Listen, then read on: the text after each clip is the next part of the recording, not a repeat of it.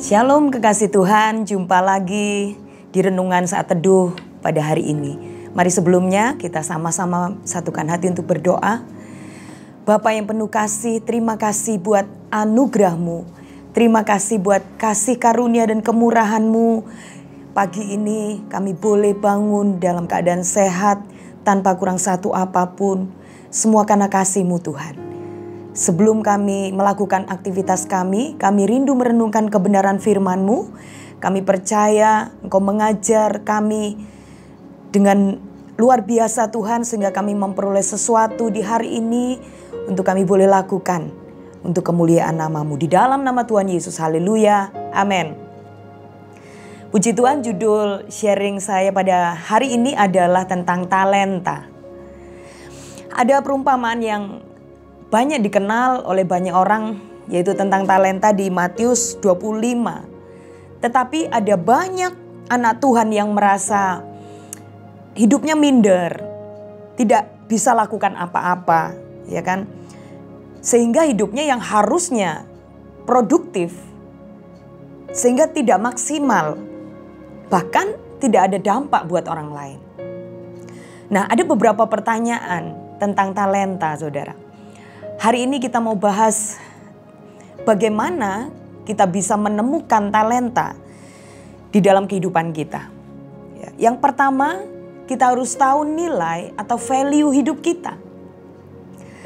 Ayat yang sangat luar biasa di Yesaya 43 ayat yang keempat terus mengingatkan kita bahwa kita ini diciptakan Tuhan, berharga, mulia, dan dikasihi Allah. Orang yang gak tahu bahwa hidupnya itu spesial, hidupnya itu istimewa, di hadapan Tuhan dia tidak akan menyadari bahwa ada kelebihan yang membuat Allah tertarik kepada masing-masing kita. Seperti sebuah emas. Mengapa emas itu bisa bernilai tinggi, saudara? Karena ada sesuatu yang menonjol atau kelebihan dari emas sebagai logam mulia. Demikian juga dengan kita. Setiap kita pasti punya kelebihan, pasti punya talenta. Entah 1, entah 2, atau 5, saudara. Itu yang membuat kita bisa menemukan talenta di dalam diri kita. Dan yang kedua, bukan hanya kita tahu diri kita itu berharga, mulia dan dikasihi Allah. Tetapi yang kedua, lebih dekat kepada Sang Pencipta hidup kita, Sang Pembentuk, Sang Penjunan. Maka Roh Kudus akan memberitahukan hal-hal yang tersembunyi. Seperti di Yohanes 14 ayat yang ke-26, tetapi penghibur, yaitu Roh Kudus yang akan diutus oleh Bapa dalam namaku, dialah yang akan mengajarkan segala sesuatu kepadamu dan akan mengingatkan kamu akan semua yang telah kukatakan kepadamu. Segala sesuatu diingatkan Tuhan kepada kita, termasuk tentang talenta. Tuhan akan memberitahukan betapa engkau punya kelebihan dalam hidupmu. Itulah fungsi Roh Kudus. Dan ada hal-hal yang membuat kita bisa mengubur talenta kita, seperti ada di perumpamaan Matius 25. Hamba yang dipercaya 1 talenta. Dikatakan, karena itu aku takut dan pergi menyembunyikan talenta Tuhan di dalam tanah. Ini terimalah kepunyaan Tuhan. Itu di Matius 25 ayat yang ke-25. Hal apa yang membuat kita mengubur talenta? Yang pertama adalah takut gagal dan rasa minder. Itu membuat kita bisa mengubur talenta kita. Dan yang kedua, kita juga bisa seperti hamba yang dibilang jahat dan malas. Kenapa jahat? Karena dia terlalu sibuk, iri hati melihat kemajuan, melihat keberhasilan orang lain. Dan mulai menyalahkan Tuhan. Tuhan itu gak adil, orang itu kok dipercaya lebih daripada saya. Hal-hal itu yang membuat kita bisa mengubur talenta yang harusnya itu bisa kita kembangkan secara maksimal dalam kehidupan kita.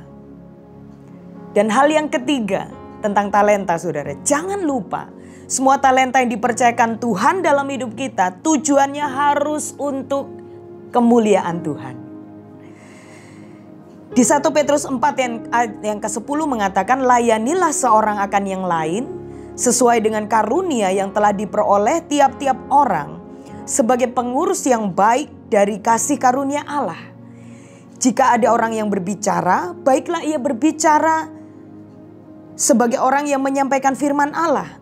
Jika ada orang yang melayani, baiklah ia melakukannya dengan kekuatan yang dianugerahkan Allah, supaya Allah dimuliakan dalam segala sesuatu karena Yesus Kristus. Ialah yang empunya kemuliaan dan kuasa sampai selama-lamanya. Amin. Ingat, orang yang punya 2, orang yang punya 5 talenta, setelah mereka mengembangkan dan hasilnya berlipat kali ganda, ketika tuannya itu pulang, dikembalikan lagi kepada tuannya. Benar saudara? Artinya bahwa segala pujian bukan untuk diri kita, tetapi harus kita kembalikan untuk kemuliaan Allah. Saudara, percaya ke saudara bahwa setiap kita dianugerahi, diberikan talenta untuk kita bisa melakukan hidup ini secara maksimal. Kita bisa berdampak buat orang lain. Ingat, kita bisa menemukan talenta ketika kita tahu diri kita berharga, mulia dan dikasihi Allah. Dan lebih dekatlah kepada Sang Pembuat hidup, karena kita akan lebih tahu apa talenta yang dipercayakan Tuhan buat hidup kita. Dan jangan pernah berusaha untuk mengubur talenta. Jangan takut gagal. Jangan minder. Dan janganlah seperti hamba yang jahat. Dia lebih konsen kepada orang lain. Dia lebih menyalahkan Allah yang tidak adil. Dan jangan lupa, semua talenta yang diberikan Tuhan hanya untuk kemuliaan Tuhan. Kita kembalikan segala pujian hanya untuk Dia. Mari sama-sama kita berdoa. Bapa, kami ucap syukur buat hari ini. Kami percaya Engkau sudah memberikan firman bagi kami, bukan hanya untuk kami dengar, tetapi kami rindu untuk melakukan. Kami meteraikan dalam hati kami melakukan dengan sepenuh hati, sehingga kami disebut orang-orang yang berbahagia. Terpujilah nama-Mu Tuhan. Hanya di dalam nama Tuhan Yesus kami berdoa dan mengucap syukur. Haleluya. Amin.